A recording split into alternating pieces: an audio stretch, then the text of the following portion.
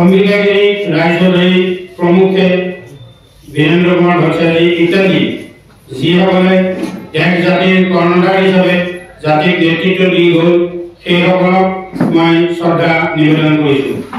মই লগতে ৭২ চনৰ পৰা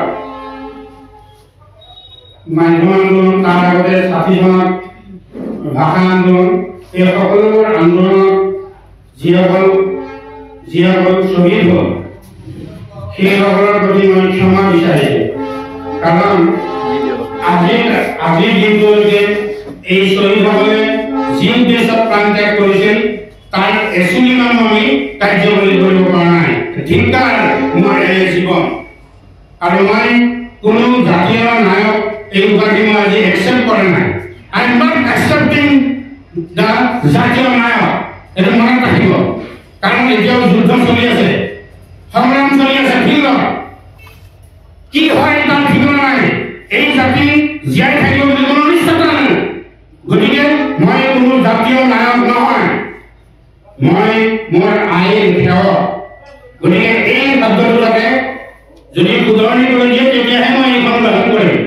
মনত ৰাখিব, মই জাতিৰ এজন নিস্বাৰ্থ সেৱক, মোৰ আইৰ সেৱক, মোৰ মাতৃভূমিৰ মই সেৱক, মই চাকৰ, আইৰ চাকৰ।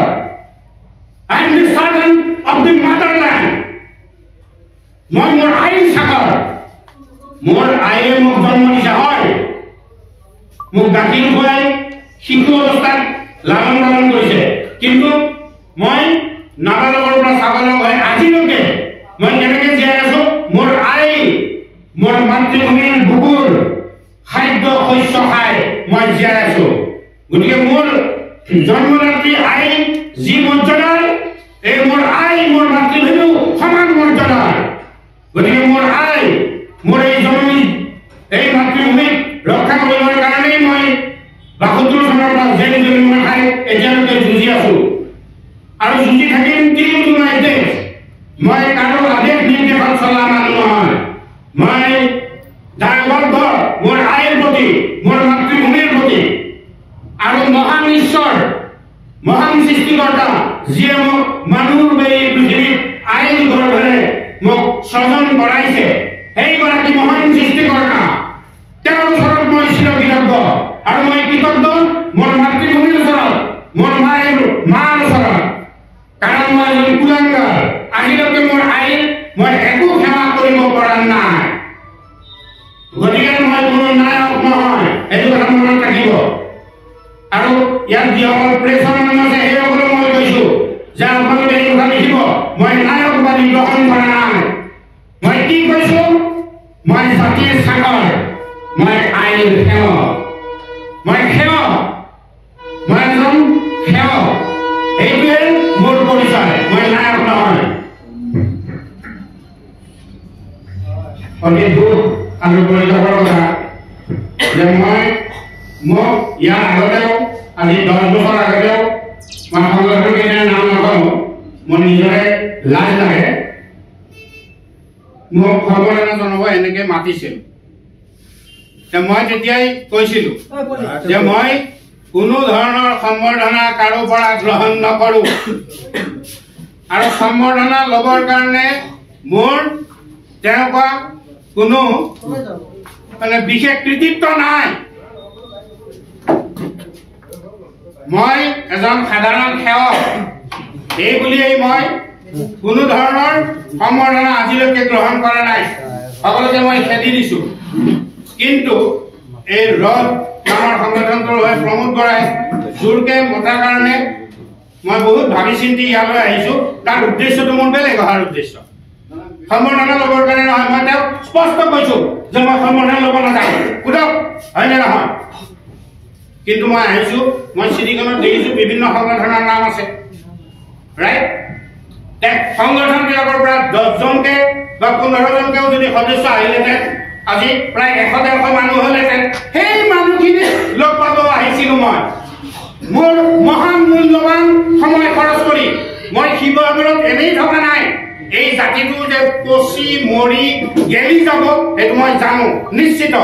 কিন্তু তথাপিও মোৰ দেহত এটুকুৰা তেজ থাকে মানে এই জাতিক ৰক্ষা কৰিবৰ কাৰণে চেষ্টা কৰিয়েই মই শিৱসাগৰত চুং ফলাই ফলাই স্বৰ্গদেউসকলে আৰু আমাৰ বীৰসকলে জাতীয় বীৰ যোদ্ধাসকলে শত্ৰুৰ বিৰুদ্ধে যেনেকে চুং ফলাই ফলাই গেৰিলা পদ্ধতিত যুঁজিছিল সেই একে পদ্ধতিৰে চুং ফলাই ফলাই এই বেমাৰী গাঁৱে মই ঘূৰি ফুৰিছো পাগলৰ দৰে গতিকে মোৰ প্ৰত্যেকটো মিনিট আৰু ছেকেণ্ডৰ 1000 টাইমছ মূল্য আছে অপ্ৰিয় সত্য কোৱা মানুহ সৰুতে মোক আয়ে কৈছিল অপ্ৰিয় সত্য নকবা কিন্তু মই আপোনালোকক কৈছো আজিৰ তাৰিখত আমি অপ্ৰিয় সত্যবোৰ কোৱা উচিত অপ্ৰিয় সত্যবোৰ ব্যাখ্যা কৰা উচিত তেতিয়াহে দেশ আৰু জাতি বাচিব তেতিয়াহে শুদ্ধ পথত জাতি আগবাঢ়িব গতিকে অপ্ৰিয় হলেও সঁচা কথাবোৰ কোৱা উচিত আৰু মই এই অপ্ৰিয় সত্য কথাবোৰ কোৱাৰ কাৰণে লিখাৰ কাৰণেই মোৰ কোনো লিখনি আজিকালি আৰু বাতৰি কাকতত ছপা নহয় মই কাহানী তিনিদিনীয়া অগ্ৰদূত নীলাচল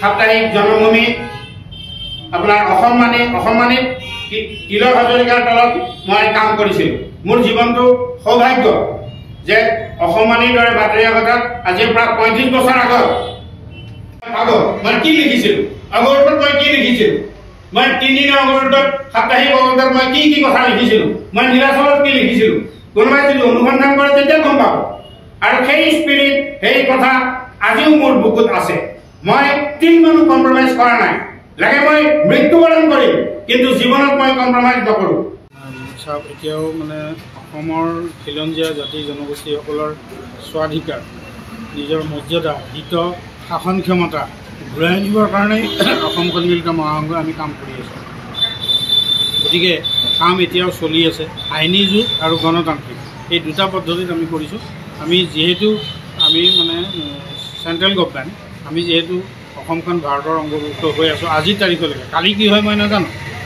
সেইকাৰণেই আমি সুপ্ৰিম কোৰ্ট ঘেৰাও কৰোঁ আৰু যন্তৰ মন্তৰত ভাৰত চৰকাৰৰ বিৰুদ্ধে আমি কাৰ্যসূচী লৈছোঁ গতিকে আমি গণতান্ত্ৰিক কাৰ্যসূচী আমি ষ্ট্ৰেইট ৱে শত্ৰুৰ বিৰুদ্ধে বা আমাৰ বিৰুদ্ধে যি চৰকাৰে কাম কৰি আছে তাৰ বিৰুদ্ধে তেওঁলোকৰ যি গোলাম দিছপুৰ এইটোত আমি গোলামক আমি কোনো গুৰুত্ব নিদিওঁ আৰু সেইকাৰণে গোলামৰ বিৰুদ্ধে আমাৰ একো ক'ব লগা নাই আমি যি কৰিম তাৰ মালিক মানে ভাৰত চৰকাৰৰ বিৰুদ্ধে আমাৰ কাৰ্যসূচী আৰু সেইটো আমাৰ অব্যাহত আছে আৰু লগতে আইনী যুঁজৰ এটা পাৰ্টত যেহেতু আমাৰ খিলঞ্জীয়া জাতি জনগোষ্ঠীসকলক আমি যেনেকৈ আহ্বান জনাইছিলোঁ এই যি ধৰণে কৰিব লাগিছিল কাম মানে raise the voice of the people আৰু সেইটো নকৰাৰ কাৰণেই আকৌ এই চন্দ্ৰচূড়ৰ জৰিয়তে 17 অক্টোবৰত এটা ৰাজনৈতিক সিদ্ধান্ত বলপূৰ্বক জাপি দিছে আমি এই সিদ্ধান্ত নামানো 71 চনটো কেতিয়াও হ'ব নোৱাৰে ভিত্তি বছৰ কাৰণ এইটো বাংলাদেশ নামৰ এখন বিদেশী ৰাষ্ট্ৰৰ স্বাধীনতা ঘোষণাৰ তাৰিখ ভাৰতৰ সংবিধান মতে 1951 সমগ্ৰ দেশতে প্ৰযোজ্য